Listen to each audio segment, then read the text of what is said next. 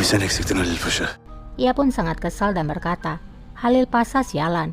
Kita kini berada dalam masalah. İlk taşındı pirincin taşına. Sementara Qasem, ia masih terus menunggu di pintu gerbang.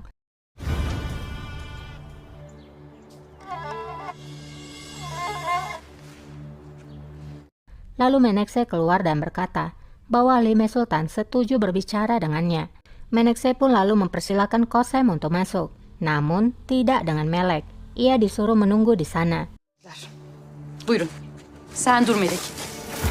Qasem pun menganggukkan kepalanya agar Melek menunggunya di sana.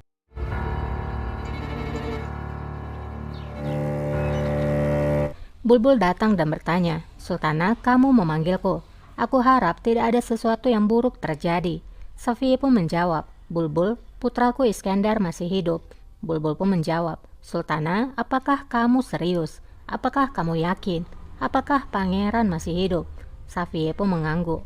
Dengan senyum bahagia, Safiye menjawab, dia masih hidup. Yaşıyor.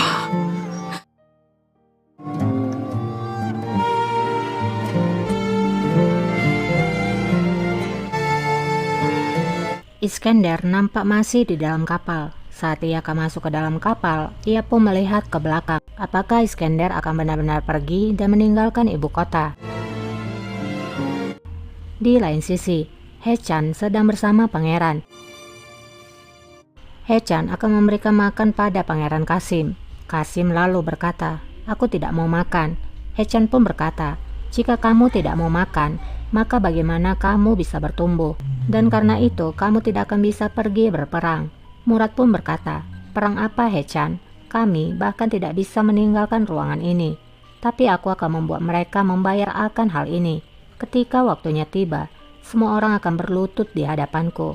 Hechan pun menjawab, tentu saja yang mulia Pangeran Murad, hari itu akan tiba. Bersabarlah, kita tidak akan berada di sini selamanya. Kalacak değiliz. Kembali pada Qasem. Sambil berjalan, Qasem bertanya pada Menekşe, Halime Sultan tidak membunuh anakku kan? Menekşe pun menjawab, pangeran kita dalam keadaan aman Sultana, jangan khawatir. Dan tiba-tiba saja Qasem berlari meninggalkan Menekşe. Niyetteler sultanım, merak etme. Sultanım! Ia pergi untuk menemukan putranya. Saat ia sampai di sana, rupanya ruangan itu dijaga oleh para aga. Qasem berkata, menyingkir dari jalanku. Namun penjaga tidak mau bergerak sama sekali. Qasem pun akan menerobos para penjaga. Namun hal itu sia-sia saja. Murat, Kasım! Qasem lalu memanggil Qasim dan Murad. Pangeran yang ada di dalam ruangan pun mendengarkan suara Qasem. Mereka pun berjalan ke pintu dan meminta membuka pintu. Anne! Açın kapıyı! Açın! Namun tidak ada yang membuka. Qasem lalu berbicara dari luar. Bagaimana kabar kalian? Pangeran pun menjawab dari dalam bahwa mereka baik-baik saja. Qasem bertanya lagi, Hechan, bagaimana Ibrahim? Hechan pun menjawab, dia baik-baik saja Sultana, jangan khawatir. Kami semua baik-baik saja. Murad pun menjawab, aku menjaga semua adik-adikku. Ben göz kulak oluyorum kardeşlerime. Sana şükürler olsun. Sultanım. Tidak lama Menekşe tiba di sana. Menekşe lalu bertanya, Sultana, apa yang kamu lakukan? Qasem pun menjawab, di mana Mehmet dan Osman? Aku ingin mendengar suara mereka juga. Menekşe pun menjawab, itu tidak mungkin Sultana. Tapi jangan khawatir, mereka berdua baik-baik saja. Murat, Kasım, korkmayın, gelip sizi kurtaracağım. Qasem pun berbicara pada anaknya sebelum ia meninggalkan anaknya.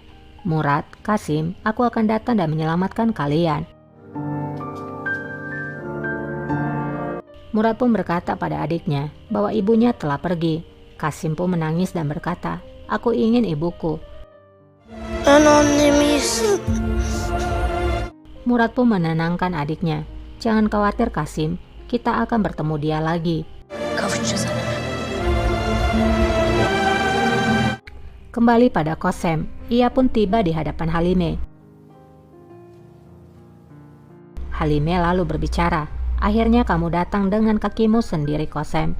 Qasem menjawab, kamu membuat lelucon dengan seakan apa yang sudah aku lalui tidaklah cukup bagimu. Aku hampir mati sekarang.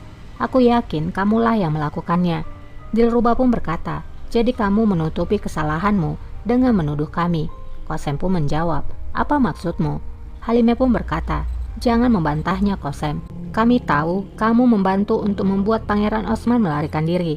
Terima kasih pada Tuhan, kamu gagal. Pangeran Osman tertangkap. Dia berada di penjara sekarang. Yakalandım. Zindanda şimdi. Zindana mı attın sen?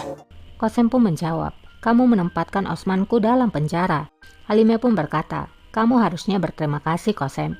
Dia seharusnya sudah dieksekusi. Sekarang kamu harus menderita atas hukuman yang pantas kamu terima. Bunun cezayı çekeceksin. Canımı alamadım, böyle mi kurtuluyorsun ben? Qasem pun menjawab, kamu tidak bisa mengambil nyawaku. Apakah ini caramu menyingkirkanku? Ini adalah fitnah. Halimah pun berkata, fitnah katamu? Halimah lalu memberikan isyarat. Pintu pun dibuka, di mana di sana ada Janet. Janet pun lalu masuk.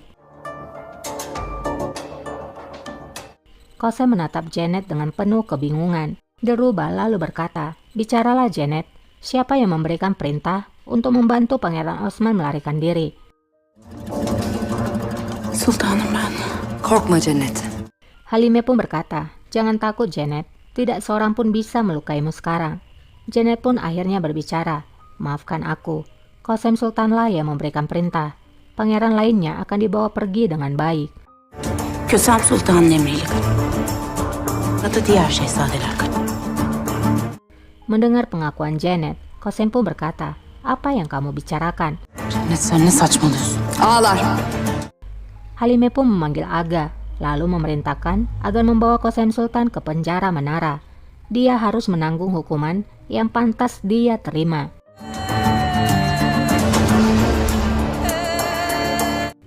Jadi rupanya Janet memilih mengkhianati Qasem dengan bersaksi palsu agar bisa memenjarakan Qasem di penjara menara, tempat di mana Safiyah dulu dipenjarakan di tengah laut.